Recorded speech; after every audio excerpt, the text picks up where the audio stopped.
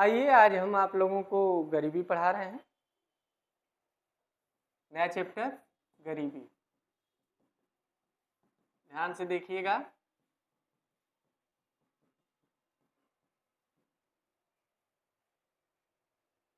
गरीबी का तात्पर्य वंचन से है। वंचन यानी अभाव, कमी,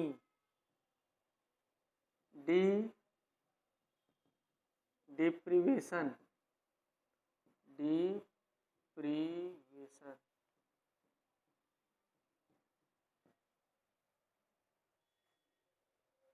अभाव या कमी से है, ठीक। वंचन का मतलब है अगर भारत में किसी भी देश में न्यूनतम आवश्यकता अगर उसे नहीं मिल पा रही है, न्यूनतम जरूरत उसकी नहीं पूरी हो पा रही है, तो उसे गरीब कहेंगे। वंचन का मतलब न्यूनतम आवश्यकता का अभाव, यानी कुछ निर्दिष्ट आवश्यकताएं हैं, वे उसे पूरा नहीं कर पा रहा है। निर्दिष्ट आवश्यकताओं का अभाव,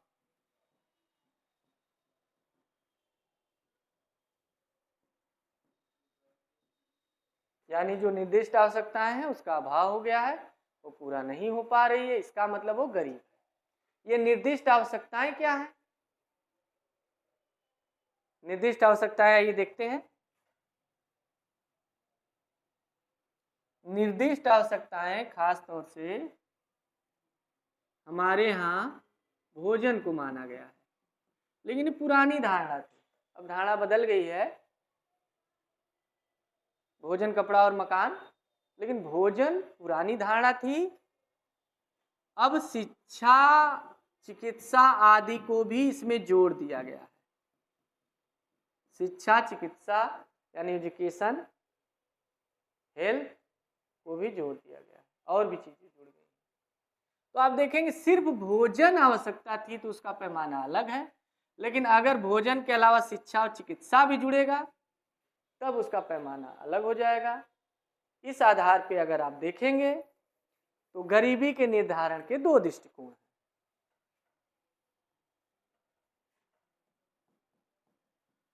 गरीबी के निर्धारण के दृष्टिकोण,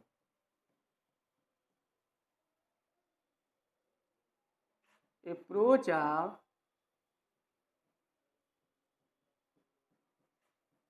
डिटर्मिनेशन या determining of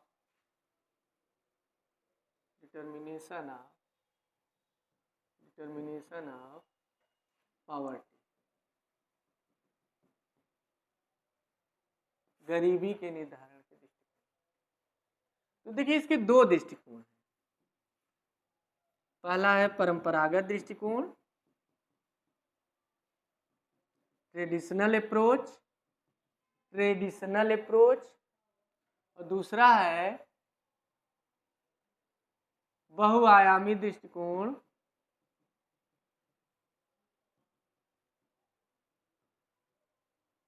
multi dimensional approach. जो परंपरागत दृष्टिकोण है इसके आधार पे अगर मतलब परंपरागत दृष्टिकोण में सिर्फ भोजन को शामिल किया जाता है, पोषण को, भोजन, फूड, सिर्फ भोजन इसमें शामिल होती है, सिर्फ भोजन। लेकिन बहुआयामी दृष्टिकोण में भोजन के अलावा साथ साथ शिक्षा, चिकित्सा ये सब भी बढ़ा है, ये सब भी जोड़ा जाता है। शिक्षा, चिकित्सा यानी हेल्थ, एजुकेशन आदि को भी जोड़ा जाता है, एक्सेट्रा। ये जो दृष्टिकोण है आगे हम पढ़ाएंगे, ये सुरेश डी तेंदुलकर कमेटी की रिपोर्ट में आई, इन्होंने इसको ऐड किया। लेकिन ये जो दृष्टिकोण है ये परंपरागत है, पहले से चला आ रहा है भोजन। इसको हम लोग डिटेल में पढ़ेंगे आगे। इसी को भोजन ऊर्जा प्रणाली भी कहते हैं। ये दृष्टिकोण पढ़ेंगे, इसको भोजन ऊर्जा प्रणाली भी कहते हैं।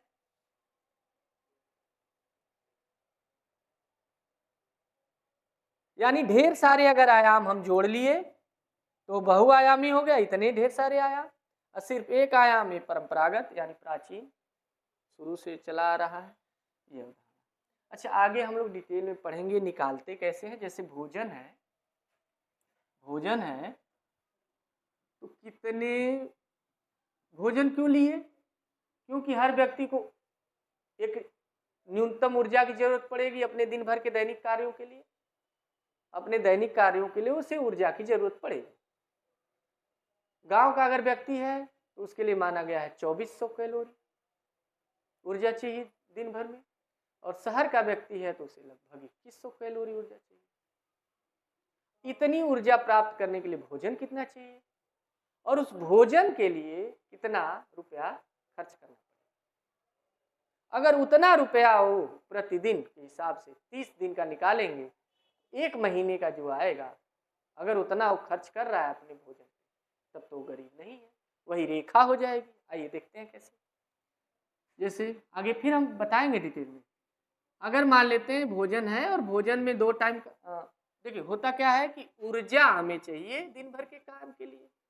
गांव का व्यक्ति है तो 2400, ग्रामीण 2400 कैलोरी ऊर्जा चाहिए। ठीक है, इतनी ऊर्जा कितने भोजन में मिलेगी? तो 2 टाइम खाना खाते हैं तब मिलेगी, 2 बार। 2 बार भोजन करेंगे तो 4 रोटी सुबह खाएंगे, चावल, सब्जी, दूध, सलाद ये सब खाएंगे, और शाम को भी 4 रोटी, दूध, चावल, सलाद, सब्जी, दाल खाएंगे। इतना खर्च करने में कितना रुपया आएगा दोनों टाइम का? तो हमारे यहाँ तो देखिए न्यूनतम लोग जोड़ते हैं, जैसे संसद में 1 रुपए की चाय है, 12 रुपए में भर पेट खाना मिल रहा होगी किसी भी प्रकार का, कोई भी वेज नॉन वेज सब है। तो यहाँ पे मान लेते हैं बहुत ज़्यादा नहीं निकालते, दोनों टाइम का 50 रुपये 60 रुपये में खाना इनका हो जाता है, तो मान लेते हैं 50 दोनों टाइम का, दूध सहित, दाल, सब्जी, रोटी, सलाद सहित।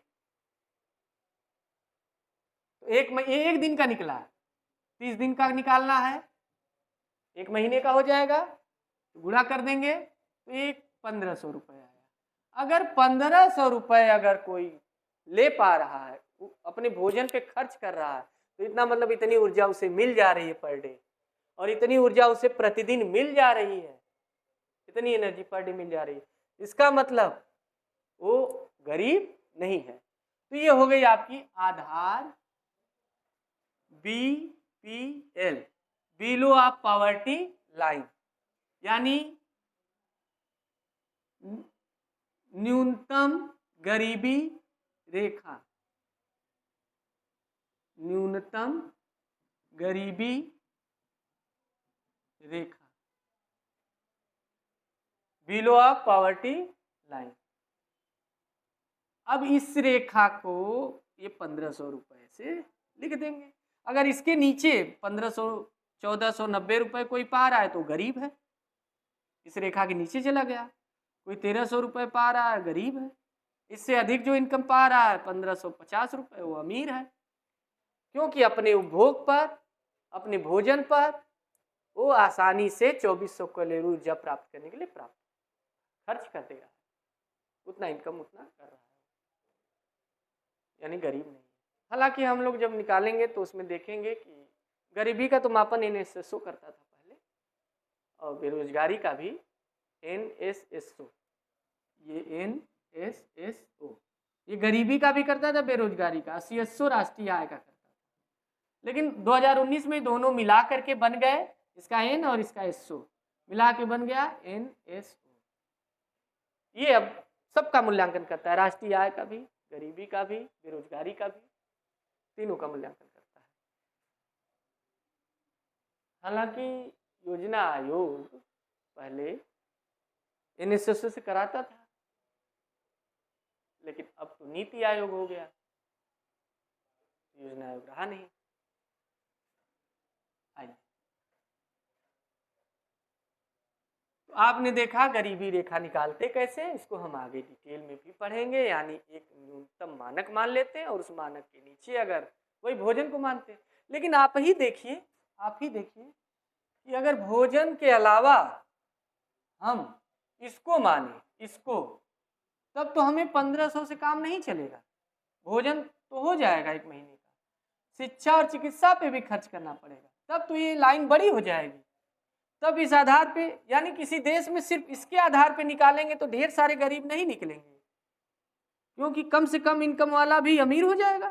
देखिए 1600 रुपये पाने वाला अमीर हो गया खर्च करने वाला इसके हिसाब से, लेकिन इसके हिसाब से तो 2000 चाहिए आप।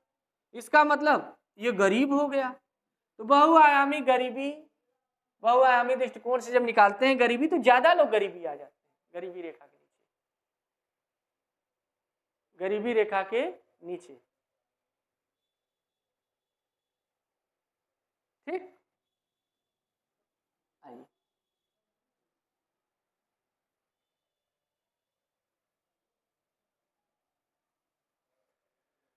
अब आगे हम लोग बहुआयामी जो गरीबी है, ये याद रखिएगा, जो मल्टी डायमेंशनल गरीबी है उसके दो रूप, किसके, बहुआयामी गरीबी के।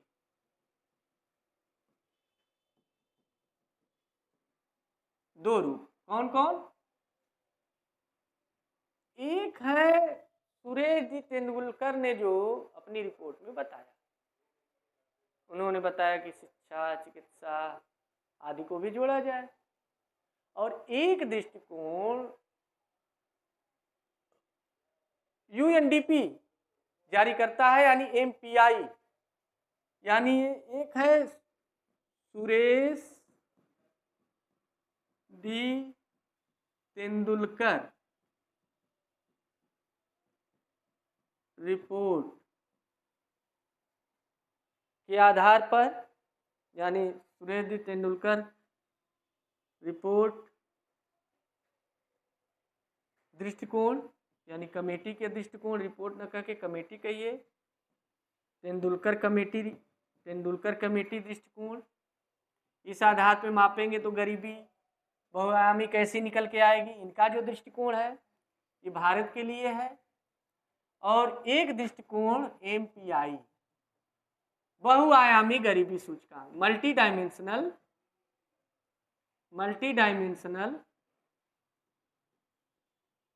Poverty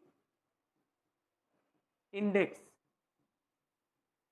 multi dimensional poverty index, बहुआयामी गरीबी सूचकांक, बहुआयामी गरीबी सूचकांक ये है। ये कौन जारी करता है, जैसे एसडीआई है वैसे एमपीआई है, ये यूएनडीपी के साथ ऑक्सफोर्ड मिलकर के, ऑक्सफोर्ड यूनिवर्सिटी, ये और ये दोनों जारी करते हैं, इसी के सहयोग से ये भी जारी करता है यूएनडीपी। इसका बहुआयामी गरीबी सूचकांक एमपीआई जारी करने का इसका मानक अलग है और इनका अलग है, दोनों का अलग अलग मानक है। इसलिए गरीबी के निर्धारण में दो मानक हैं। जब किसी देश का दोनों मानक से निकाला जाएगा तो कोई किसी से आंकड़ा कुछ अलग आएगा, किसी का अलग आएगा। पूरी दुनिया के लिए ये एमपीआई एक इंडेक्स जारी करता है और हर देश का अपने पैमाने के हिसाब से निकालता है कि कहाँ बहुआयामी गरीबी कितना प्रतिशत है, कहाँ कम कहाँ ज़्यादा, किस देश का, ये निकालता है। तो दो रूप है, ध्यान रखिएगा। एक सुरेश जी तेंदुलकर कमेटी की दृष्टिकोण के आधार पर निकाला जाता है, इसमें शिक्षा स्वास्थ्य चिकित्सा और आदि चीज़ों को भी जोड़ लेते हैं, और उसमें उसका अलग पैमाना है। ठीक है, इसको हम लोग इंडेक्स अलग से हम लोग पढ़ेंगे कभी।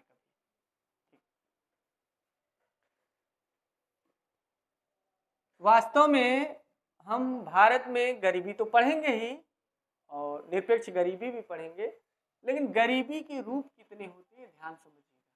गरीबी के रूप, टाइप ऑफ पॉवर्टी। देखिए गरीबी के दो रूप हैं, गरीबी के दो रूप हैं। एक सापेक्ष और एक निरपेक्ष गरीबी।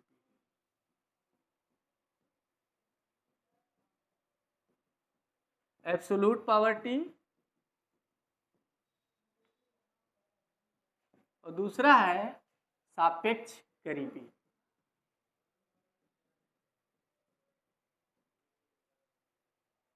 Relative poverty. आई, निरपेक्ष का मतलब होता है किसी से लेना देना नहीं, यानी निरपेक्ष गरीबी में किसी से कोई तुलना नहीं। एक मानक रेखा बना लेते हैं। क्या बनाते हैं? मानक रेखा तय करते हैं, और उस रेखा के अगर नीचे जितने लोग गरीब हैं उसे गरीब कहेंगे, उस रेखा से ऊपर जितने लोग गरीब नहीं है उसे अमीर कहेंगे।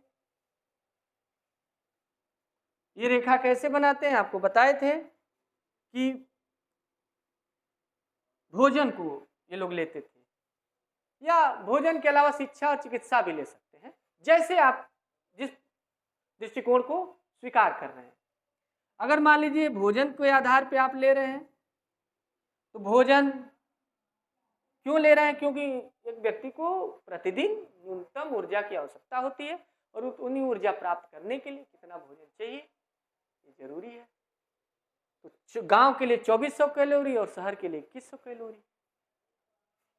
तो ठीक है, 2400 कैलोरी ऊर्जा एनर्जी प्राप्त करने के लिए कितना भोजन चाहिए, उस भोजन का मूल्य कितना होगा। 2 टाइम खाएगा, अभी निकाले थे, तो वो मूल्य मान लेते हैं 50 रुपए निकल के आया था, 1 दिन का आया था, दोनों टाइम का मिला के खाना।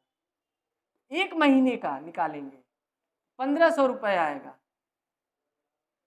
यानी ये 1500 रुपए जिसके पास आ रहा है वही मानक रेखा हो गई। ये मानक रेखा 1500 रुपए, और 1500 रुपए से अधिक, इससे ज्यादा जो कमा रहे हैं वो, मतलब जो खर्च कर रहे हैं भोजन पे वो अमीर है, और 1500 रुपए से जो कम खर्च करे वो गरीब है। ये किसी से लेना देना नहीं है, एक हमने निरपेक्ष लाइन खींचा है।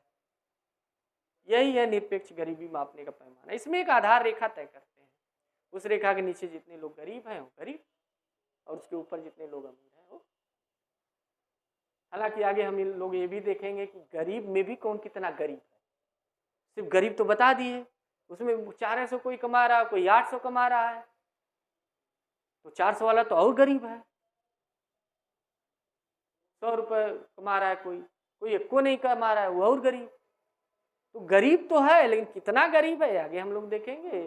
हमारे भारत के ही अर्थशास्त्री प्रोफेसर अमर सेन जी नोबेल पाए हैं, उन्हीं ने ये धारणा दी कि गरीबी की गहनता कैसे मापी जाए। आगे सापेक्ष गरीबी में क्या होता है? ये तुलना का विषय है। ये किसका विषय है? तुलना का विषय।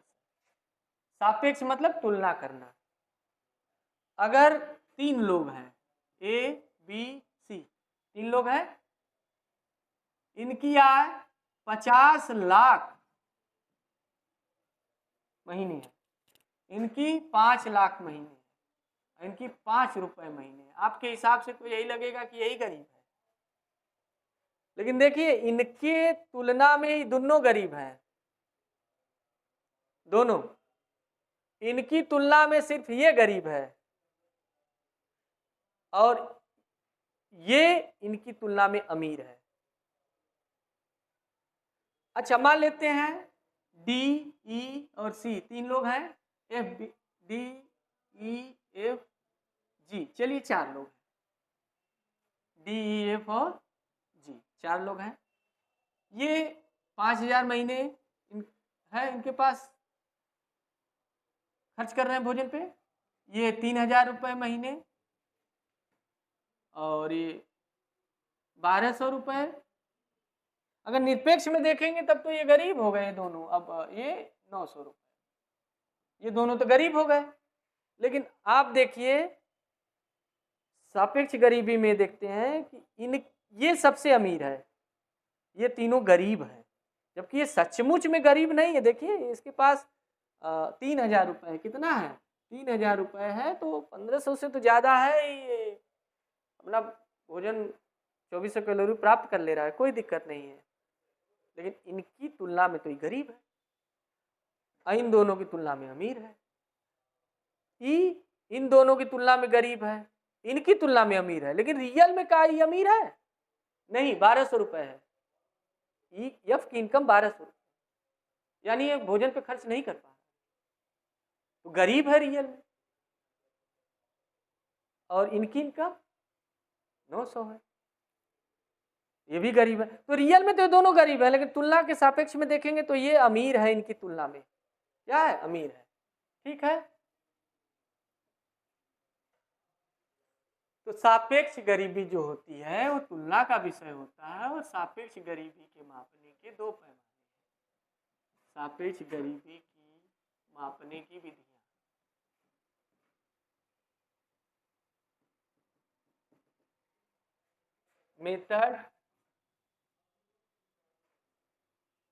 मेथड्स ऑफ मेजरिंग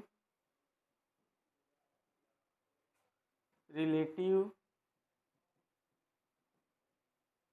पॉवर्टी,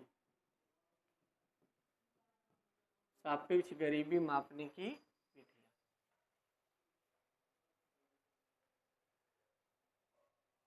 दो विधियां हैं सापेक्ष गरीबी मापने की, एक है लॉरेंज वक्र,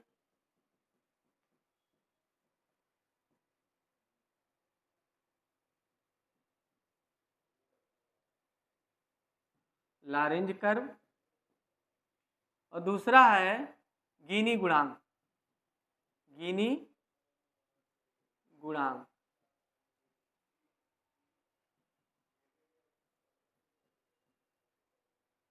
गिनी कोएफिशिएंट, गिनी कोएफिशिएंट, गिनी गुणांक दो हैं। इसमें अगर लॉरेंज वक्र आप समझ गए तो फिर हमें इकोनॉमिक्स आगे पढ़ाएंगे, नहीं तो फिर अगर नहीं समझ में आए तो कोई मतलब नहीं। लॉरेंज वक्र अगर समझ गए, क्योंकि लॉरेंज वक्र थोड़ा ध्यान समझिएगा तभी समझ में आएगा। आइए,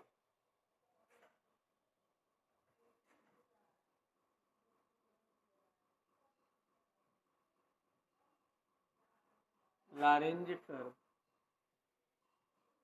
लॉरेंज वक्र,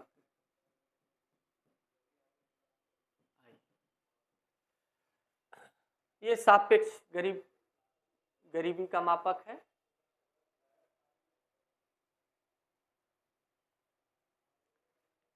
लॉरेंज वक्र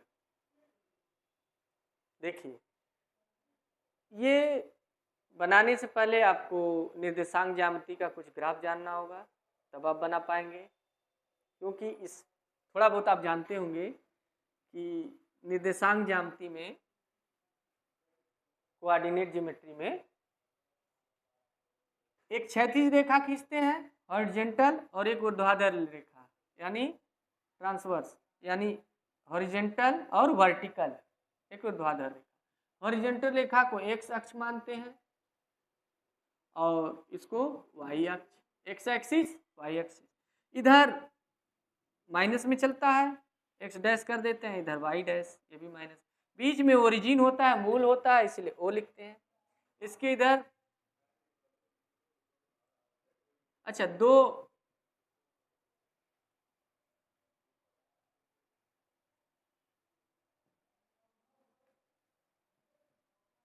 इसमें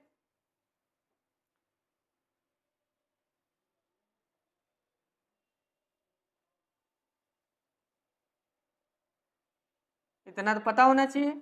उसके बाद ये लाइन खींची होती है, खींचते हैं हम, इस पे आय प्राप्तकर्ताओं का संचयी प्रतिशत रहता है, आय प्राप्तकर्ताओं का संचयी प्रतिशत दर्शाते हैं, आय प्राप्तकर्ताओं का संचयी प्रतिशत इस पे दर्शाते हैं, और इस पे कुल आय का संचयी प्रतिशत दर्शाते हैं, कुल आय का संचयी प्रतिशत। ये कैसे निकालते हैं, आइए देखते हैं। कुल आय का संचयी प्रतिशत और आय प्राप्तकर्ताओं का संचयी प्रतिशत।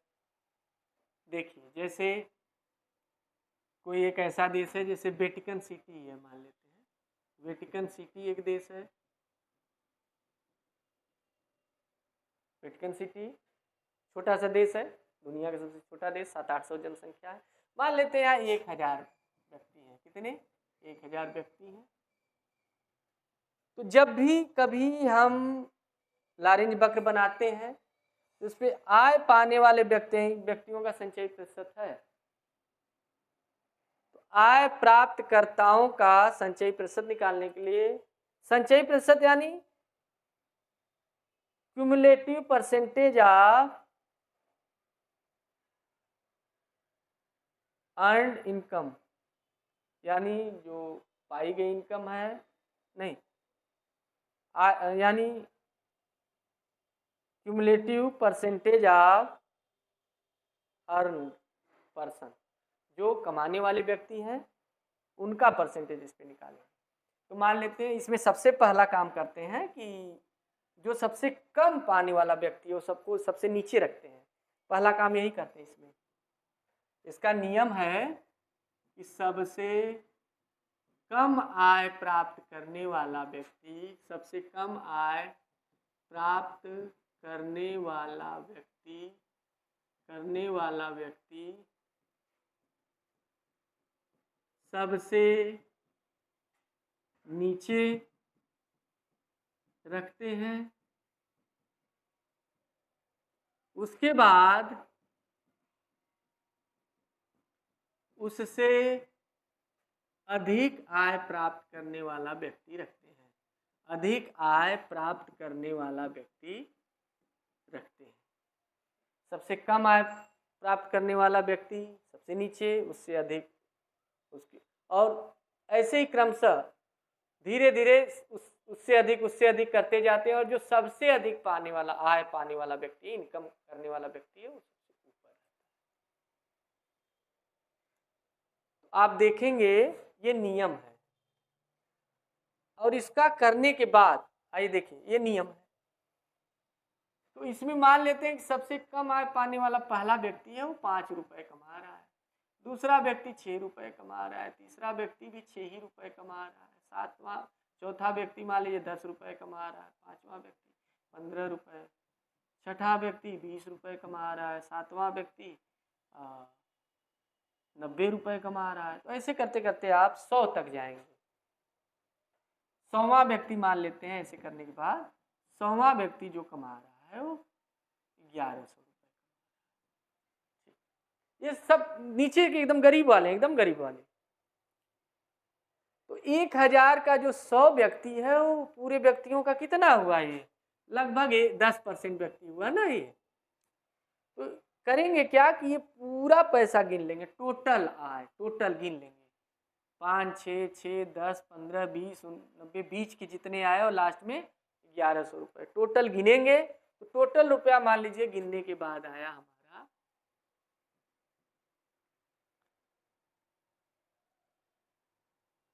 मान लेते हैं 5 लाख आया।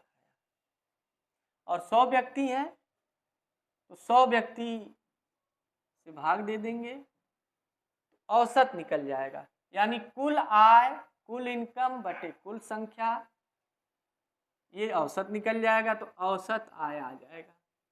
तो ये आपका आ जाएगा 500 रुपये। यानी अरे हाँ 500 रुपये, ये 500 रुपये औसत है। यानी ये जो 10% नीचे वाले व्यक्ति हैं, 10% व्यक्ति 500 रुपया कमाए।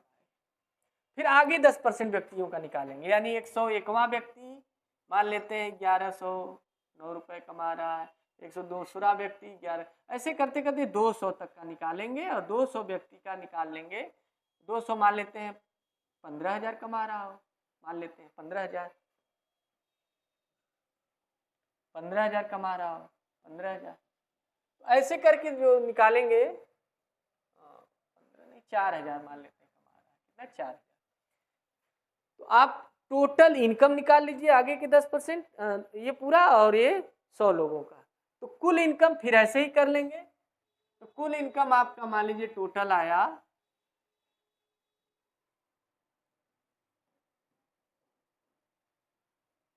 50,000 था, 1,50,000 आया कुल इनकम, और कुल 100 व्यक्ति हैं, तो निकल के आया आपका 1500 आया निकल के। इसका मतलब आगे के 10% व्यक्ति, आगे के 10% व्यक्ति कितना आया 1500 रुपये। ऐसे ही सारे व्यक्तियों का निकाल लेंगे 10% करके, तो पूरा 100% का आ जाएगा, 3,000 रुपये मान लेते हैं आया। फिर आगे बढ़ते ही जाएगा, क्योंकि सबसे बड़ा इनकम सबसे ऊपर रखते हैं, ऐसे ही बढ़ता ही चला जाएगा। सबसे बढ़ा हुआ इनकम सबसे ऊपर रखेंगे, सबसे अधिक इनकम करने वाला व्यक्ति को, और इसको जोड़ते जाएंगे। जैसे हमने देखा कि जो 10% शुरू के व्यक्ति थे वो कितना था, 500 था, हाँ 500 शुरू के व्यक्ति, तो 500 रुपये ये औसत आय आई। उसके बाद के 10% जो थे उनका कितना था 1500, तो 10% मिला के 20% हो गए, यही क्यूमुलेटिव है, यही संचयी है, 20% हो गए, और ये मिला के टोटल 2000 हो गया। तो आगे के यानी 20% व्यक्ति मिल के टोटल 20%, कुल 20% मिला के 2000 रुपये आ रहा है औसत आय। फिर देखिए आगे के 10% 3000 कमा रहे हैं, यानी ये 2000 तक आया, ये 3000, कुल मिला के 5000, यानी टोटल 30% कितना है 5000। तो टोटल 30% अब कितना है कुल मिला के 500, 2500 और 3000 था 10% का, कुल मिला के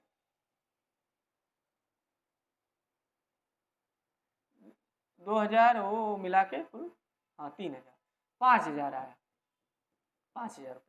ऐसे ही करते चले जाएंगे तो 100% का कुल कितना इनकम है ये आ जाएगा। यही संचयी है, यही क्यूमुलेटिव इनकम है, और ये कुल व्यक्ति है, पर्सन है टोटल। तो करते क्या है कि ये जब भी आप बनाते हैं ग्राफ, तो हमने बताया था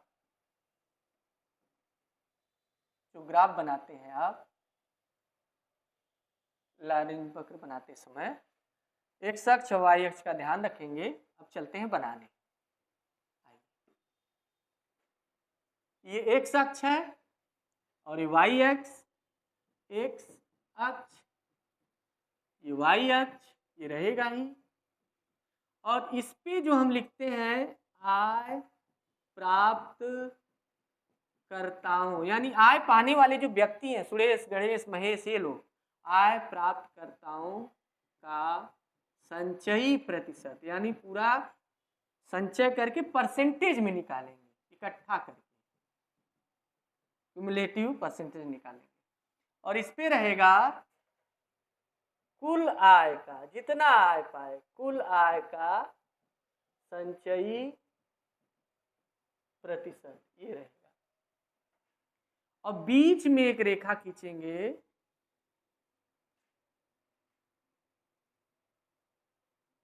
पैंतालीस डिग्री के कोण पे, इसे पूर्ण समता रेखा बोलते हैं या निरपेक्ष समता रेखा, इसी का नाम है, या निरपेक्ष समता रेखा, एब्सोल्यूट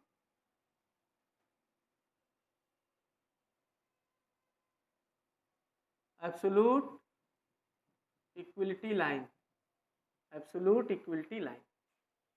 अब आइए इस पे 10-10 पे हम परसेंटेज बना लेते हैं। 10%, 20, 30, 40, 50, 60, 70, 80, 90, 100, ठीक है। 10, 20, 30, 40, 50, 60, 70, 80, 90, 100, 10, 20, 30, 40, 50, 60, 70, 80, 90, 100, ये भी 100 तक है, ठीक है।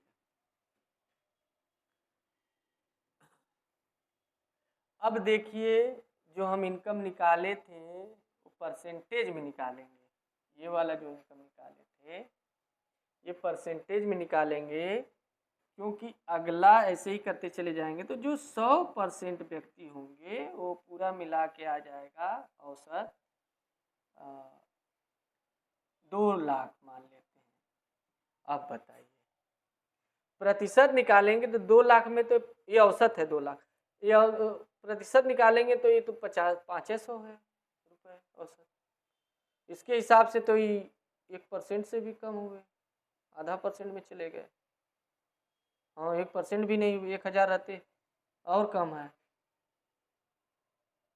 तो अगर मान लेते हैं कि थोड़ा ज़्यादा है, 2 लाख नहीं, हम मान लेते हैं 50,000 है, ठीक है। 50,000 की तुलना में 500 1% हुआ,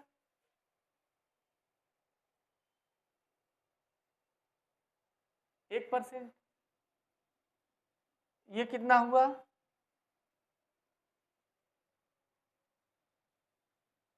4%। तो आप देख रहे हैं कि शुरू के 10% व्यक्ति 1% इनकम कमा रहे हैं, बाद में टोटल 20% मिला के 1 और 4 मिला के 5% इनकम कमा रहे हैं।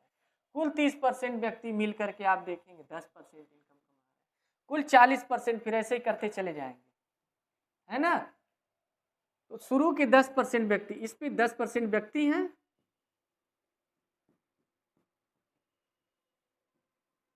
शुरू के जो 10% व्यक्ति हैं शुरू के 10% व्यक्ति 1% कमा रहे हैं रुपया। तो इस पे तो व्यक्ति है, इस पे रुपया दिखा रहा है इस ग्राफ पे। तो एक तो यहीं तक आ रहा है इसका, 1 2 3 4 5 6 7 8 9 10 फिर 11 20 30 40, एक यहीं तक आ रहा है और ये 10%। तो ये दोनों लाइन जहाँ मिल रही है, ये 10 वाली 1 वाली, यानी यहाँ पे मिल रही है, यहाँ बिंदी लगा लेंगे। फिर शुरू के जो 20% है कुल इनकम का 5% हो पा रहा है, तो ये 5 तक तो यहीं तक आ रहा है बीच में, यानी ये लाइन और ये 5%, 20% वाली लाइन और ये 5% वाली लाइन आपस में मिल जाएगी। ये 20% वाली लाइन, 20% आदमी और 5% इनकम कुल, ये 5 वाली, ये दोनों ये वाली 30% कितना कमा रहे हैं कुल इनकम का 10, तो ये 10 वाली लाइन और ये 30 वाली लाइन, ऐसे ही करते जाएंगे। 40% कुल इनकम का 18%, चलिए यहाँ तक आ गया। ऐसे ये करते जाएंगे और लास्ट में आएगा कि ये देखिए, तो ये ऐसे आपका ये बिंदी मिला देंगे तो वक्र बन जाएगा, इसी का नाम है लॉरेंज वक्र।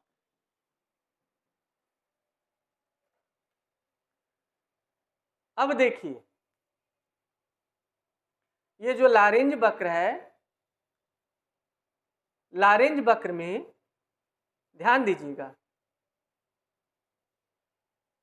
ये लाइन कभी इसके नीचे आ सकती है? नहीं आ सकती, इस रेखा के नीचे नहीं आ सकती। क्यों नहीं आ सकती? क्योंकि किसी की आय माइनस में होगी नहीं, या तो जीरो होगी, 1 रुपये 2 रुपये या जीरो होगी, इनकम कभी माइनस होती नहीं, तो ये लाइन कभी ऐसे नीचे से जा नहीं सकती। ठीक। दूसरा, ये वक्र ऊपर से भी जा सकता है?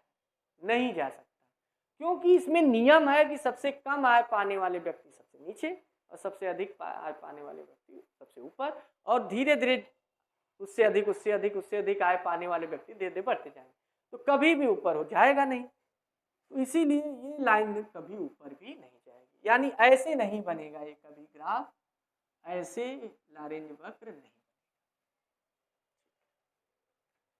अब यहीं पे ध्यान दीजिए, भारत एक ऐसा देश है कि जहां 95% लोग 5% इनकम कमाते हैं, और 95% लोग यहां तक आ गए, 95%, 10 20 30 95% हो गए लोग, और 5% कमा रहे यही लाइन, तो यहीं पे ये बिंदी मिल गई, ये वाली लाइन, यानी ये 95%। अब फिर 5% जो बचे हुए लोग हैं वो पूरा 95% इनकम कमा रहे हैं, यानी टोटल 100% हो गया, 95% इनकम कमा रहे हैं, टोटल 100 हो गया, तो ये 100 यानी पूरा 100 कमा लिए, पूरा 100, यहाँ तक देखिए 10 20 30 100, तो ये लाइन ऐसे बन जाएगी। अब देखिए भारत में इतना, यानी आप देख रहे हैं कि लॉरेंज वक्र जितना बड़ा बनेगा, पूर्ण समता रेखा से जितना झुका हुआ रहेगा, उस देश में आय की असमानता उतनी अधिक होगी। अगर मान लीजिए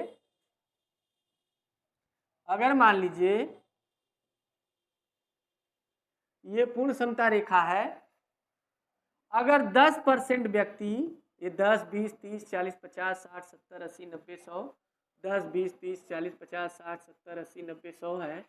अगर 10% व्यक्ति कुल आय का 10% इनकम करते हैं, 20% व्यक्ति कुल आय का 20%, यानी उस देश के सारे लोगों का इनकम बराबर है।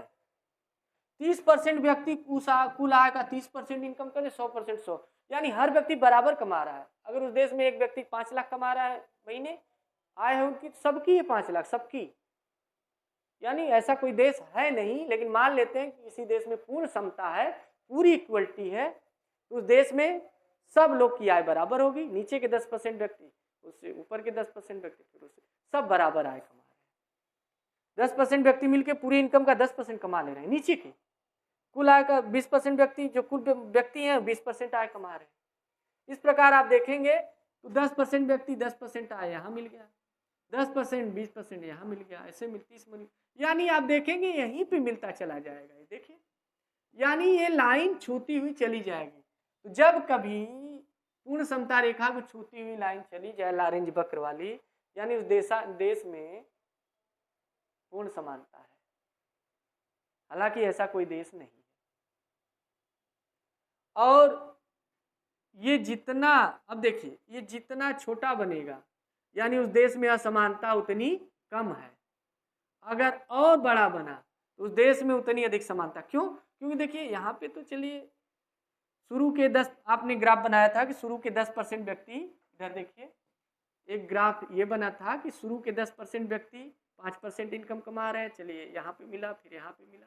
अब बना के देखिएगा, अगर छोटा ग्राफ बना है असमानता बहुत कम है, लेकिन यही ग्राफ अगर बहुत बड़ा बन गया तो देश में असमानता बहुत ज्यादा है। अगर एक ही व्यक्ति पूरा इनकम कर रहा है, पूरा इनकम 100% व्यक्ति का अकेले वही इनकम कर रहा है, तो ये लाइन ऐसे छूती हुई निकल जाएगी। यानी आप देखेंगे ये जो लारेंज वक्र बनेगा, ये 100% जो व्यक्ति हैं वो 100 इनकम, यानी 99% व्यक्ति तो कुछ नहीं कमाए, अंतिमवा व्यक्ति ये पूरा कमा रहे थे। लाइन ऐसे जा रही है, ऐसे छूती हुई निकल जा रही है, ऐसे सोचिए इतनी असमानता है। पूरा लारेंज वक्र ये लारेंज वक्र, यानी ए, इसको मान लें, इसको बी, तो ए बी रेखा को छूती हुई निकल जाएगी। तो आपने देखा कि अगर किसी देश में असमानता नहीं है, पूरी समानता है, तो पूर्ण समता रेखा को छूती हुई लारेंज वक्र चली जाएगी। थोड़ी सी असमानता है तो थोड़ा सा झुकेगा, और ज्यादा असमानता है तो और झुकेगा लारेंज वक्र, और पूरी असमानता है तो ये सीधी रेखा निकल जाएगी ए बी को छूती हुई। आपने इतना देखा। बाकी गिनी गुणांक है। इसके बाद लारेंज वक्र अगर समझ में आ गया होगा तो गिनी गुणांक भी आ जाएगा, उसको हम कल समझाएंगे। ठीक, आज यहीं तक रहने देते हैं। गिनी गुणांक कल, अगर लारेंज वक्र आ गया तो गिनी गुणांक एकदम ईजी है, और कोशिश करेंगे अगर नहीं आया होगा तो फिर एक बार इसको हम समझा देंगे। ठीक, जो नहीं आएगा उसको पूछ लीजिएगा। देखिए इससे ये नहीं पता चला कि गरीब कितने हैं, नहीं, इससे पता चला कि असमानता आय में कितनी है। इससे क्या पता चलता है? आय की असमानता पता चलती है, इनइक्वलिटी ऑफ इनकम,